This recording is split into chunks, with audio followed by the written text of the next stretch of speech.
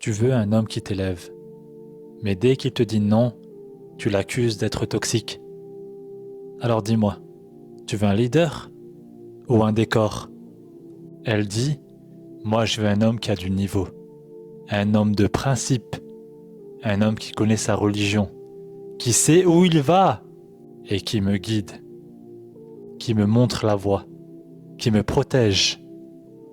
Mais attends, le jour où il te dit non, ça c'est haram, où il te parle, où il essaie de te guider, avec de la sagesse, avec de la hikmah, avec de la patience, avec de l'amour, toi qu'est-ce que tu fais? Tu cries à la dictature. Tu veux un lion, mais tu veux qu'il miaule. Tu veux un homme fort, mais tu veux pas qu'il pose des frontières.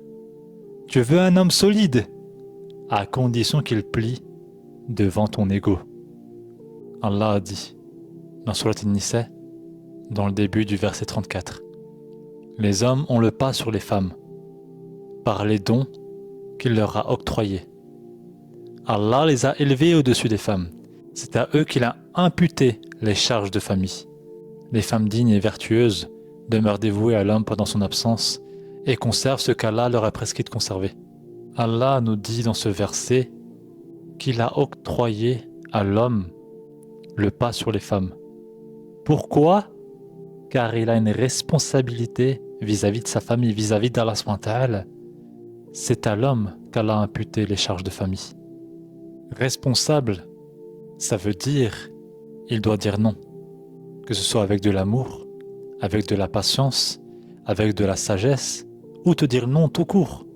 Il doit utiliser, comme je l'ai déjà dit avant, patience, sagesse et amour pour te recadrer, pour te freiner quand tu dévies. Car vous devez rester sur une ligne droite.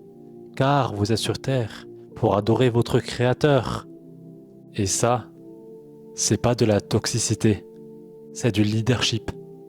On appellerait ça même du leadership pieux. C'est ce que tu dis vouloir, jusqu'à ce que ça touche ton confort, celui que tu t'es fabriqué toi-même.